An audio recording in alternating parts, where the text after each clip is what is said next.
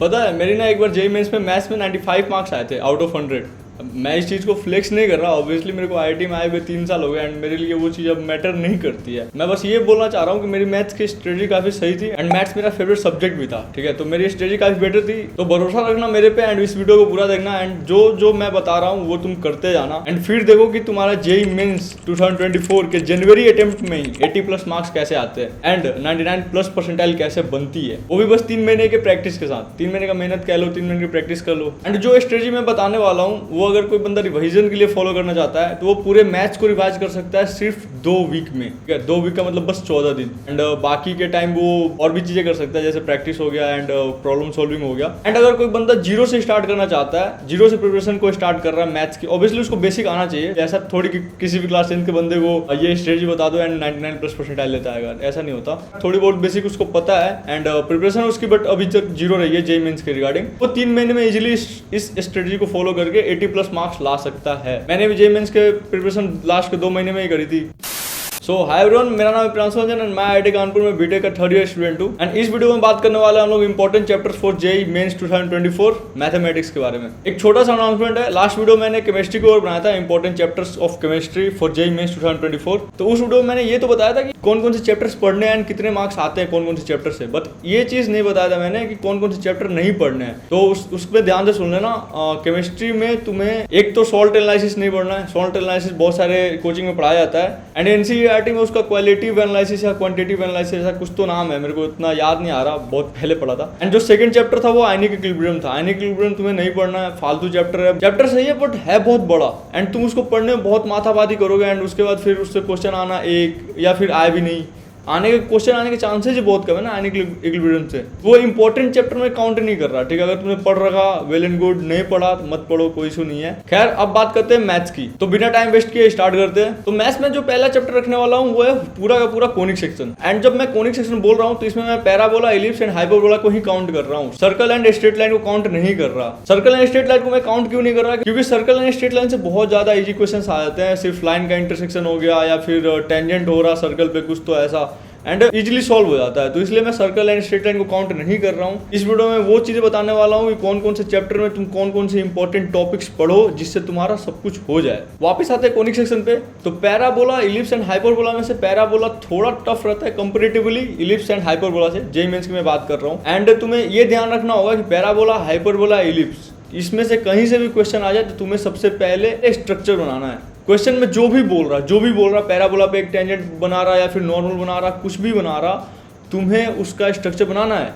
क्योंकि conic section में structure बनाने से ही आधी क्वेश्चन सॉल्व हो जाती है। एंड स्ट्रक्चर बनाने का एक और फायदा कैसा होता है कि तुम क्वेश्चन को सही तरीके से अप्रोच कर पाते हो, तुम्हें दिख रहा होता है कि करना क्या है एंड क्या क्या निकालना है तुम्हें, तो तुम इजीली आंसर तक पहुंच जाते हो। एंड अगेन मैं ये बोलूंगा कि इलिप्स एंड हाइपरबोला के लिए तुम फॉर्मूलेज वगैरह ज्यादा याद कर सकते हो। पैराबोला में स्टिल फॉर्मूला का उतना यूज नहीं आ पाता है क्योंकि इसीलिए पैराबोला टफ हो जाता है, डायरेक्ट फॉर्मूला यूज नहीं कर पाते हो तुम लोग। तुम फॉर्मूलेज वगैरह बढ़िया से याद कर लेना, टेंजेंट की, नॉर्मल की एंड एवरीथिंग। एंड ये सारे जो चैप्टर मैं तुम्हें बता रहा हूँ ये सब पढ़ तो तुम लोगे बट प्रैक्टिस कहाँ से करोगे। तो प्रैक्टिस करने के लिए तुम सबसे बेस्ट जो टेस्ट सीरीज अभी चल रहा है मार्केट के अंदर वो है math and go test series, ठीक है। कम वैल्यू में, कम प्राइस में तुम्हें पूरा का पूरा part test, full test, previous year JEE Mains papers and video solutions, 15 page का डिटेल एनालिसिस तुम्हें मॉक देने के बाद, इतनी सारी चीजें तुम्हें इतने कम पैसे में कहीं नहीं मिलता है। तो तुम वहां से प्रैक्टिस कर सकते हो एंड अपने प्रैक्टिस को मच बेटर बना सकते हो जेईई मेंस के रिगार्डिंग। यहाँ पर तुम्हें 2019 से लेकर 2023 तक के सारे 106 जेईई मेंस पेपर्स मिल जाएंगे एंड तुम्हें पीवाईक्यूज को लेकर कहीं पर भी दौड़ भाग नहीं करना पड़ेगा। यहाँ पे तुम्हें हर चीज मिल जाएगा। तो मैंने डिस्क्रिप्शन बॉक्स में एंड कमेंट सेक्शन में लिंक चिपका रखा है, वहां से तुम इसे खरीद सकते हो एंड मेरा कूपन कोड यूज कर लेना PRNJ24 फॉर एक्स्ट्रा 4500 डिस्काउंट। ये 50% तक का डिस्काउंट तुम्हें इधर ही मिल जाता है। जो सेकंड चैप्टर लेने वाला हूँ वो है vector and 3D। Vector and 3D काफी ज्यादा इजी चैप्टर हो जाता है, बहुत ज्यादा स्कोरिंग चैप्टर हो जाता है एंड बहुत ज्यादा ही क्वेश्चन आते हैं। यहाँ से मिनिमम 2 से 3 क्वेश्चन तुम एक्सपेक्ट कर सकते हो वेक्टर एंड 3D दोनों को मिला के। अब वेक्टर एंड 3D में तुम्हें क्या पढ़ना है, वेक्टर एंड 3D में सबसे ज्यादा क्वेश्चन अगर पूछे जाते हैं तो लाइन्स एंड प्लेन्स के रिगार्डिंग,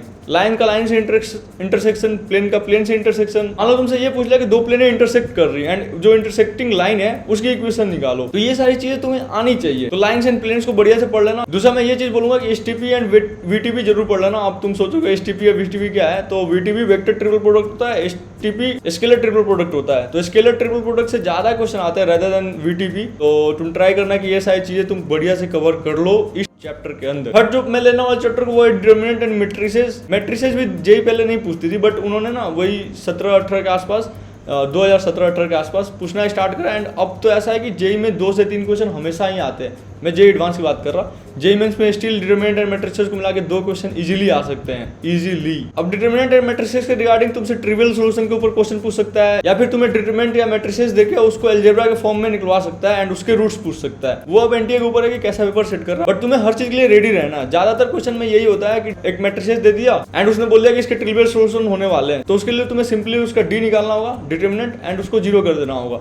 तो ऐसे क्वेश्चन आते हैं एंड इससे ज्यादा मेरे को नहीं लगता कि तुमसे कुछ पूछने वाला अभी है। जो मैं 4th चैप्टर लेने वाला हूँ वो है एलसीडी। एलसीडी मतलब लिमिट, कंटिन्यूटी एंड डेविलेबिलिटी, या फिर डिफरेंशिएबिलिटी बोल सकते हो। तो इसमें ना मैं ये बोलूंगा कि यार ये सारे जो चैप्टर्स है ना, ये तुमसे बस ये टेस्ट करते हैं कि तुम्हें डिफरेंशिएट करना आता है कि नहीं आता है। तो लिमिट, कंटिन्यूटी एंड डिफरेंशिएबिलिटी में से कहीं भी क्वेश्चन है तुम्हें कुछ नहीं करना, लॉपिटल लगा देना है। ये ध्यान रखना कि लॉपिटल सिर्फ एक कंडीशन लगता है एंड तुम्हें वो कंडीशन पता करके कमेंट सेक्शन में बताना होगा कि कौन से कंडीशन पे लॉपिटल लगता है, ये ध्यान रखना। बट जेई मेंस में कैसा है ना, मैं एक्सपेक्ट करके चल रहा हूँ कि वो इतना तो दिमाग नहीं लगाएंगे, वो सीधे लॉपिटल लगवा देंगे एंड ऐसे ही क्वेश्चन आते हैं। अगर तुम जनरली देखोगे पास जेई मेंस के पेपर को उठा के, तो एलसीडी से ऐसे क्वेश्चन पूछते हैं वो कि सीधे लॉपिटल लग जाए एंड आंसर निकल जाता है। 5वां and the most important segment for JEE advance, mains के लिए भी बहुत इंपॉर्टेंट है बट जेई एडवांस के लिए बहुत ही ज्यादा इंपॉर्टेंट है, वो है AOD, application of derivative. Application of derivatives में तुम्हें मोनोटोनिसिटी निकालना आना चाहिए। मोनोटोनिसिटी के लिए अगेन तुम्हें डिफरेंशिएशन आना चाहिए, डबल डिफरेंशिएशन भी आना चाहिए।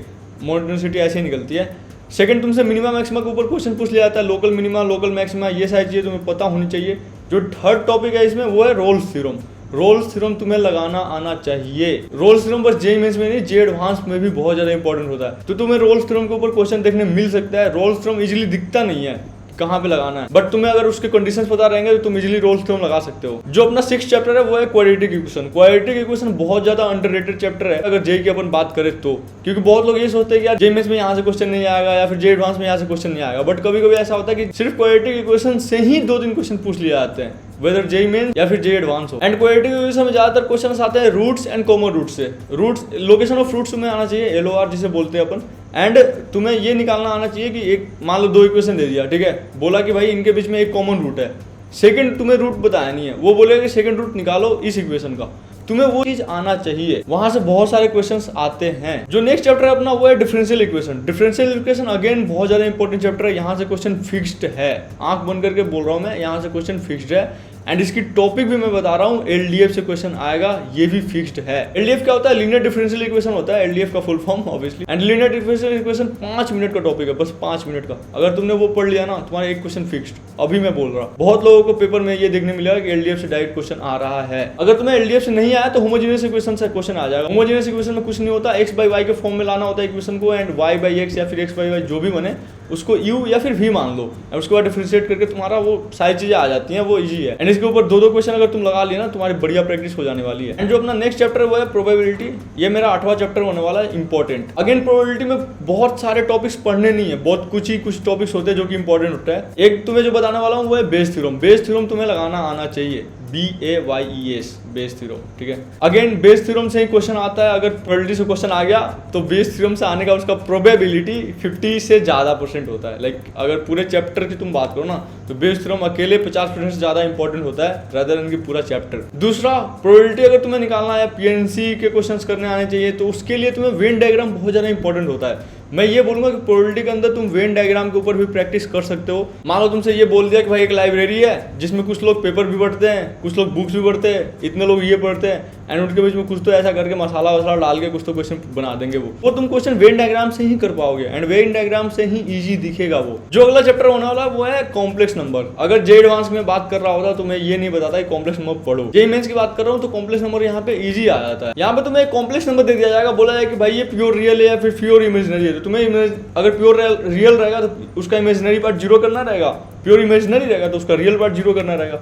तो ये काफी इजी हो जाता है। एंड इससे अलग अगर कोई क्वेश्चन पूछेंगे वो तो क्यूब रूट ऑफ यूनिटी के ऊपर क्वेश्चन पूछेंगे, 1 + ओमेगा स्क्वायर इक्वल टू 0 के ऊपर, तो वो तुम्हें निकालना आना चाहिए, मतलब निकालना क्या आना चाहिए, निकला होता है बस, तुम्हें इसके ऊपर क्वेश्चन बनाना आना चाहिए। अब जो अपना नेक्स्ट चैप्टर होने वाला है वो चैप्टर कम टॉपिक ज्यादा होने वाला है, क्योंकि वो बस जेईई मेंस में ही पूछा जाता है, ठीक है, एडवांस के सिलेबस में भी नहीं है वो। मैं बोलने जा रहा हूँ कि वेरिएंस तुम बढ़िया से पढ़ लेना, वेरिएंस निकालना तुम्हें बढ़िया से आना चाहिए, क्योंकि स्टैटिस्टिक्स से अगर कहीं से भी क्वेश्चन आएगा वो वेरिएंस से ही क्वेश्चन आएगा, या फिर स्टैंडर्ड डेविएशन से क्वेश्चन पूछ लेते हैं वो लोग, तो स्टैंडर्ड डेविएशन भी वेरिएंस का रूट ही होता है। तो बेसिकली तुम्हें वेरिएंस निकालना आना चाहिए। एक और मैं चीज बोलूंगा कि तुम्हें बुलियन एक्सप्रेशन वगैरह भी आनी चाहिए एंड ट्रूथ टेबल बनाना भी आना चाहिए, वहां से भी बहुत सारे क्वेश्चंस आ जाते हैं। तो ये रहे मेरे सारे जेईई मेंस के chapters, important chapters plus important topics, जो कि तुम्हें 80+ मार्क्स लाने में हेल्प करेंगे। 99+ परसेंटाइल 80+ मार्क्स पे तुम्हारा कहीं भी नहीं रखा है, कैसा भी पेपर हो 80+ मार्क्स लाओ, 99+ परसेंटाइल ले जाओ। एंड बहुत ही जल्दी मेरा अनअकैडमी के साथ कोलैबोरेशन भी आने वाला है उनके प्लेटफॉर्म पे, तो उसके रिगार्डिंग में मैं तुम्हें न्यूज बताता रहूंगा कम्युनिटी पोस्ट पे। एंड कुछ दिनों के बाद जेईई मेंस के रिगार्डिंग फिजिक्स के भी